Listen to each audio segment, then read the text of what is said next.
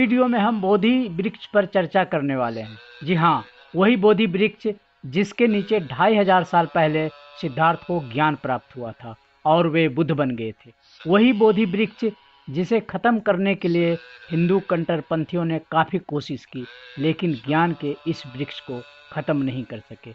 वही बोधि वृक्ष जिसकी छाया में हर महीने 5 लाख लोग इस उम्मीद में आते हैं कि शायद उन्हें भी अपने अंदर के ज्ञान की एक झलक मिल जाए।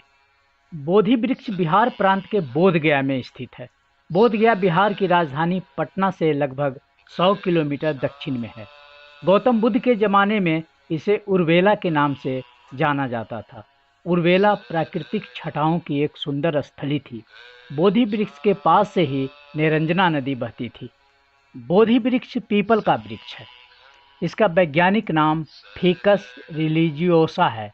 अंग्रेजी में इसे सैक्रेड फिग और संस्कृत में अश्वत्थ के नाम से जानते हैं। यह बरगद और गूलर प्रजाति का ही एक वृक्ष है जो मुख्य रूप से भारत, नेपाल, श्रीलंका, चीन, इंडोनेशिया में पाया जाता है।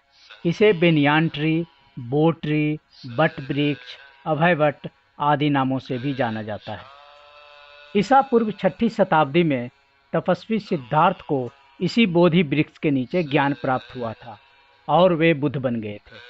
सुजाता की खीर खाने के बाद और श्रोति नामक घसियारा द्वारा भेंट किए गए 8 मुट्ठी घास के आसन पर बैठकर सिद्धार्थ ने कहा, हे वृक्षराज, आप मेरी प्रतिज्ञा के गवाह हो। अब मैं इस आसन से तब तक नहीं उठूंगा जब तक मुझे ज्ञान नहीं मिल जाता है। वैशाख पूर्णिमा की रात सिद्धार्थ को ज्ञान प्राप्त हुआ। इतनी बड़ी उपलब्धि थी कि गौतम बुद्ध 1 सप्ताह तक बोधि वृक्ष के नीचे विमुक्ति सुख का अनुभव करते रहे। इस दौरान एक बार भी उनकी आंखों की पलकें नहीं झपकी।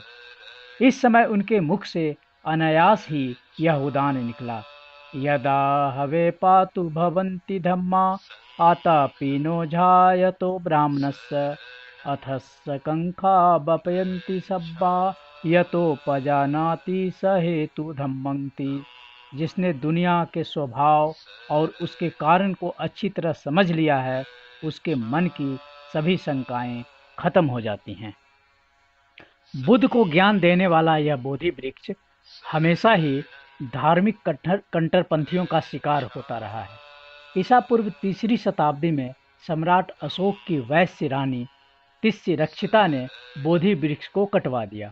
उस समय सम्राट अशोक दूसरे प्रदेश की यात्रा पर थे, लेकिन ज्ञान का यह वृक्ष खत्म नहीं हो सका और धीरे धीरे फिर से हरा भरा हो गया। सम्राट अशोक ने अपने बेटे महेंद्र और बेटी संघमित्रा को धर्म प्रचार के लिए श्रीलंका भेजा। महेंद्र अपने साथ बोधि वृक्ष की एक टहनी श्रीलंका ले गए। इससे उन्हें श्रीलंका में धर्म प्रचार के लिए अनुकूल मानसिक धरातल बनाने में मदद मिली। उसे अनुराधपुर में रोपा गया, जो आज भी जिंदा मौजूद है। 7वीं शताब्दी में एक बार फिर बोधि वृक्ष को धार्मिक कट्टरता का शिकार होना पड़ा। बंगाल के हिंदू राजा शशांक को बोधि वृक्ष से इतनी नफरत थी कि उसने न केवल इसे कटवा दिया, बल्कि इसकी जड़ों में आग लगवा दी ताकि दोबारा जिंदा नहीं हो सके।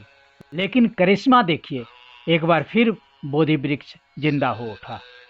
तीसरी बार बोधि वृक्ष को तब झटका लगा जब 1876 में प्राकृतिक आपदा में यह पूरी तरह नष्ट हो गया।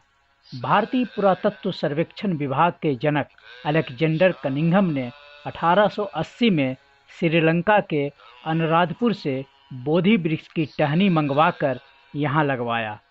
वही बोधि वृक्ष आज मौजूद है। 2007 में अनुराधपुर और बोधगया के बोधि वृक्ष की डीएनए जांच की गई। दोनों का डीएनए समान पाया गया। इससे स्पष्ट हो जाता है कि जिस बोधि वृक्ष के नीचे सिद्धार्थ को ज्ञान मिला था, वही बोधि वृक्ष आज वहाँ मौजूद है। आज के बोधि वृक्ष को संरक्षित करने का पूरा इंतजाम किया गया है ताकि इसे खत्म होने से बचाया जा सके। इसकी छाया में अलौकिक ज्ञान की अनुभूति करने के लिए हर महीने 1.5 लाख विदेशी पर्यटक यहाँ आते हैं। आपको भी जब मौका मिले एक बार ज़रूर इस ऐतिहासिक वृक्ष की छाया का एहसास करने के लिए यहाँ आएं। जीवन में यह कभी नहीं पता होता कि कब और कैसे दिमाग की गांठ खुल जाए और ज्ञान की गंगा बह निकले। हमारा हौसला बढ़ाने के लिए आप इसे सब्सक्राइब, लाइक और अपने दोस्तों के साथ शेयर करना ना भूलें। Thank you.